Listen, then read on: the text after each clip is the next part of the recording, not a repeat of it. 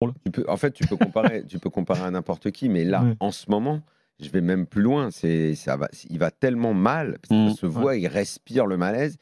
En fait, c'est même plus un joueur de foot parce que sur le terrain, il ne fait plus rien. Mentalement, il est. Non, mais il ne fait plus rien. Il ne réussit plus rien. Il n'arrive même plus à courir, à bouger.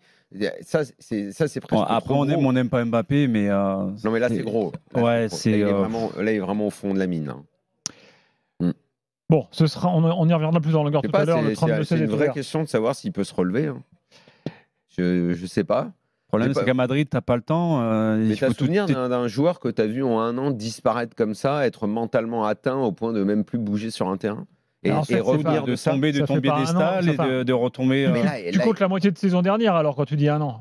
Tu comptes la fin de saison où il jouait plus, les galères, tu etc. vois qu'il va pas bien. Mais là, entre l'Euro, en fait, c'est une continuité de l'Euro galères. maintenant, mais plus ça va, plus tu as l'impression que même son corps ne veut plus. Son corps. T'as presque envie, tu lui souhaites presque qu'il marque en fait.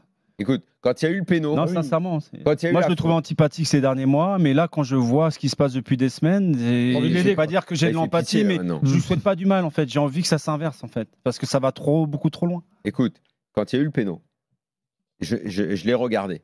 J'ai pas regardé l'arbitre, j'ai regardé. La façon dont il s'est dirigé, genre en gros, c'est moi qui vais tirer. Et pas Vinicius, donc. C'est moi qui vais tirer, c'était. Apparemment, son corps disait. N'y va pas. Là, faut que j'y aille. Et je suis vraiment pas sûr que ça va bien se passer, quoi. Et je pense que si à ce moment-là, un mec était rentré chez moi et m'avait dit, mon gars, faut jouer à la maison là. T'es obligé. Je suis pas sûr que j'aurais mis but de Mbappé. Ah oui, alors que Manu, il avait joué sa maison sur le péno de Salah ensuite. Ouais. J'étais persuadé qu'il allait marquer. Salah, il est juste phénoménal. Alors là, dans la foulée, quand il y a eu le péno, j'ai dit, il rate souvent Salah quand même. Enfin, je trouve qu'il a pas. Il a marqué tous ses pénaux depuis le début de saison. Ouais, mais globalement, je trouve toujours un peu limite. Si on a fait une espèce de considération générale, c'est parce qu'il y avait plein de beaux matchs à suivre ce soir et qu'on veut rien rater, évidemment. Et on sait que à l'heure actuelle, Manu, le foot européen passionne au moins autant que les clubs français, nos auditeurs. Donc ne vous en faites pas, vous aurez votre lot de drôles de dames. Il y a un très bon exemple sur le chat de l'Ira33 qui dit Eden Hazard quand il arrive au Real.